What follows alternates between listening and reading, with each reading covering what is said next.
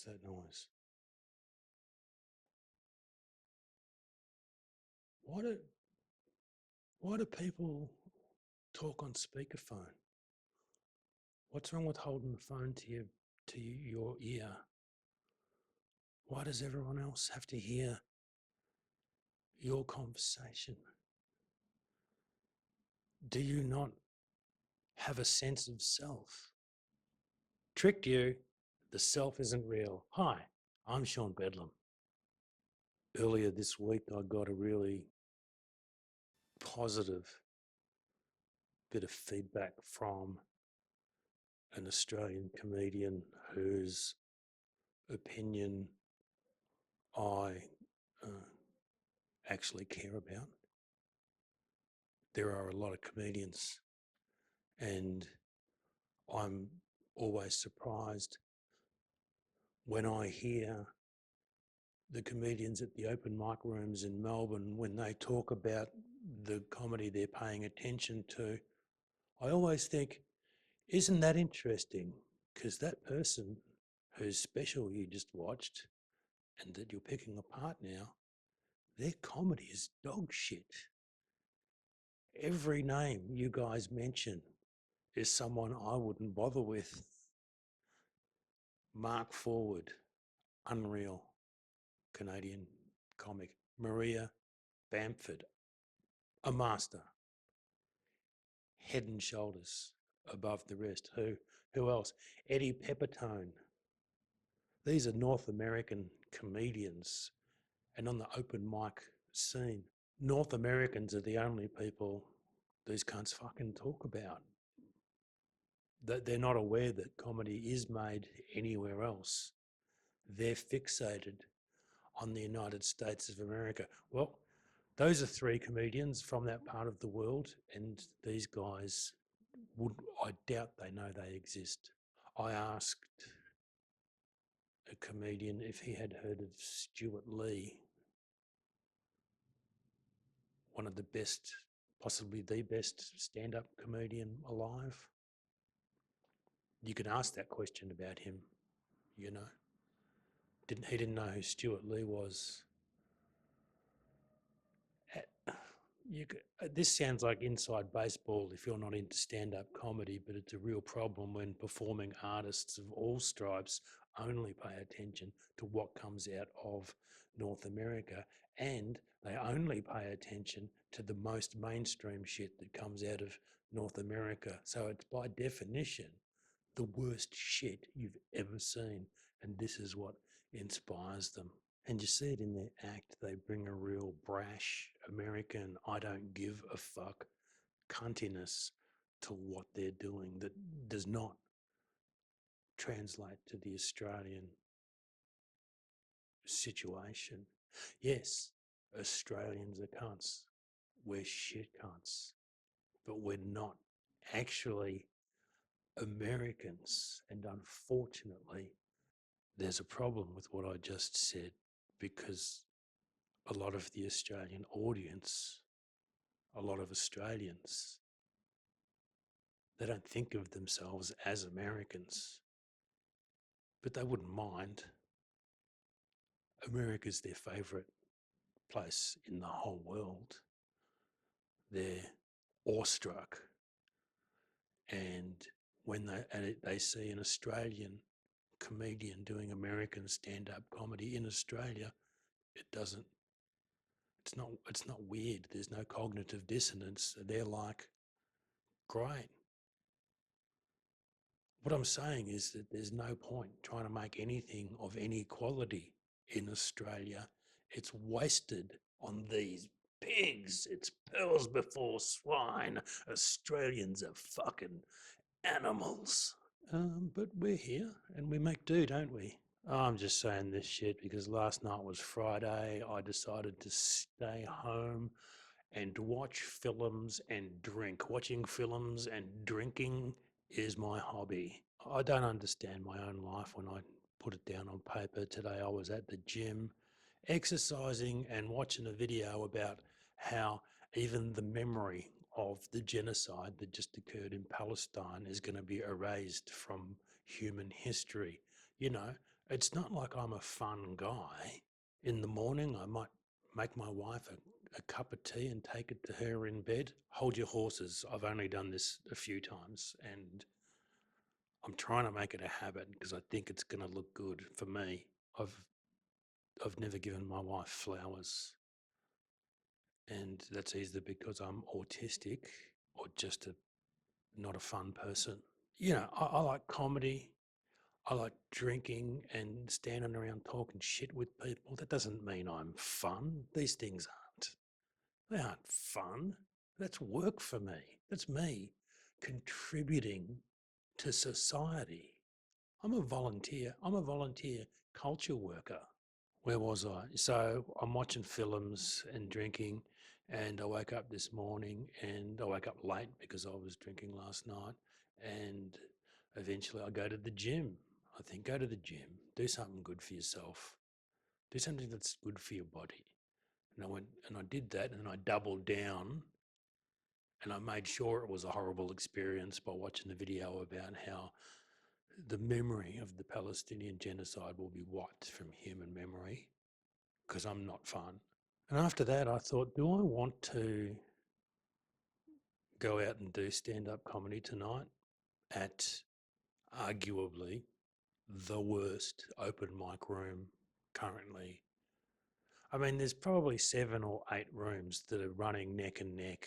So I was in the shower and I was like, you don't have to go out and do stand up comedy. You could make some sculpture or do some gardening, or you could make a video, or you could watch more films. It's Saturday. You could watch films. You don't have to work all the time, Sean. And as if this is work. You know what I mean? As if not going out and doing something that's actually fun is work. Come on, guys. Like doing these open mics at the moment, it is like going to the gym. You know, it's a good idea. You know, you'll feel better afterwards. It's not that I feel bad, but you do something good and you feel good. You go, well, it's not like my life sucks or anything, but I'm glad I did that. I enjoy happy. I think I'm talking about happiness, actually. Yeah. Happiness. What's that? Well, it's fleeting, of course. Happiness is fleeting or it comes and goes. It can't be permanent. You wouldn't want it to be. Happiness comes and goes. The self is not real. So the person that is I, that's me, that is talking now is not even here. These are just molecules happening or not happening. It's all energy coming and going. That bit there, that's how I should start tonight. So I can really experience some blank looks from the poor unfortunates who've turned up to a bar to just have a bit of a drink and listen to some music and chat amongst friends, and suddenly they're ambushed by comedians jumping up and sharing their terrible, terrible, terrible, awful thoughts. I've got to walk for 10 minutes to get to the tram. I've got to catch the tram to the venue. I do 5 minutes of comedy. I get back on the tram. I come back.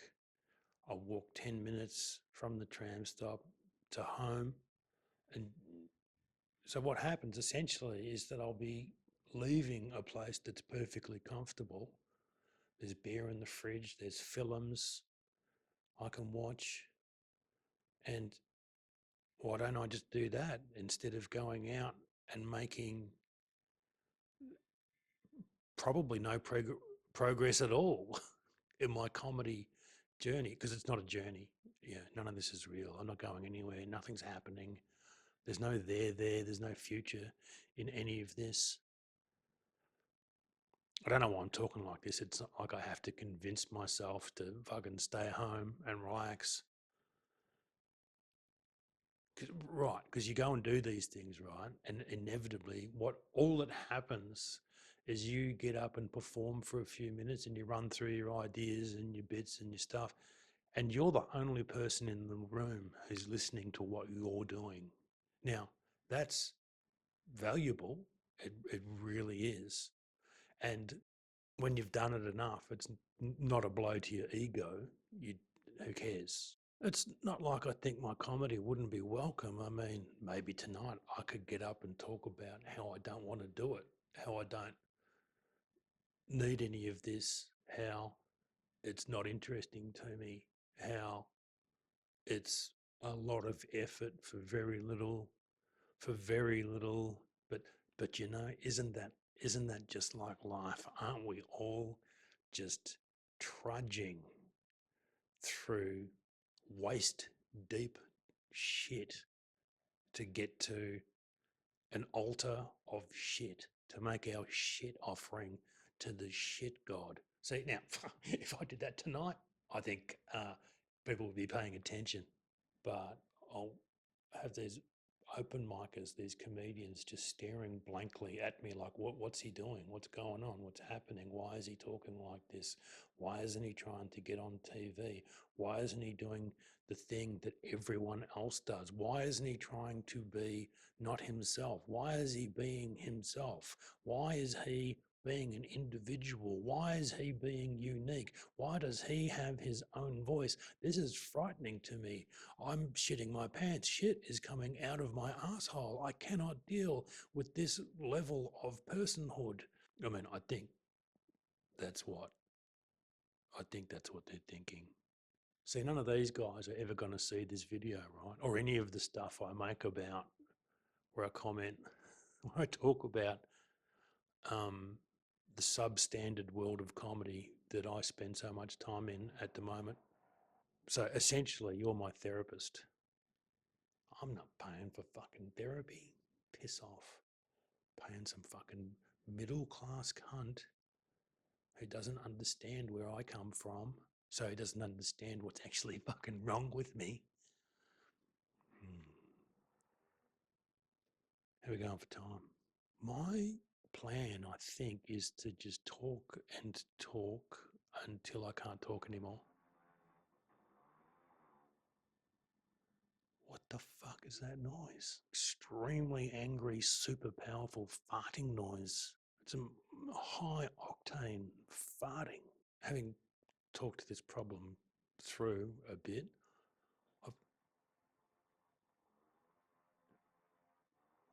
what the fuck is that noise? That's me doing an impersonation of an audience watching me doing my comedy when it's not working, you know.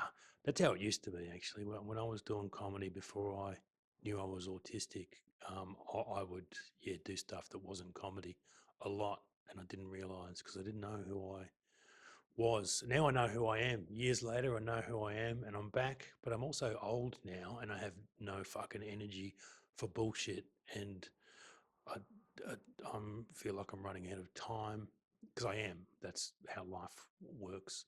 And I'm wondering if I'm wasting my life by doing stand-up comedy at all when there's no path in Australia for any kind of success. But if I wasn't doing stand-up comedy, I'd be thinking about doing stand-up comedy. More importantly, I'd be thinking about not doing stand-up comedy. I'd be thinking, come on, man, you're really good at that shit. Like when you're good, you're very, very good. And what a waste of talent to sit at home and say, yeah, but I'm better than that. I'm better than that stinky, sleazy, slimy world of stand-up comedy. I'm better than that fucking. I'm a man of culture. I'm a sophisticated. I'm a Renaissance man. Yeah, sure, I can do stand-up comedy. I can do a lot of things. Actually, I'm a very creative person. I'm happiest when I'm creating. Yeah, but Sean, you're also happiest when people are looking at you.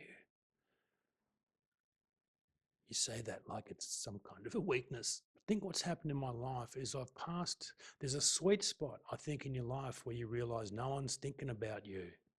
No one's out to get you. No one's trying to stop you doing anything. No one's in your way. Everyone's wrapped up in their lives, what they are doing. And that's a sweet spot when you realize that.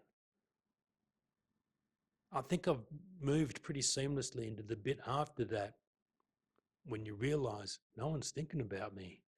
No one cares what I do.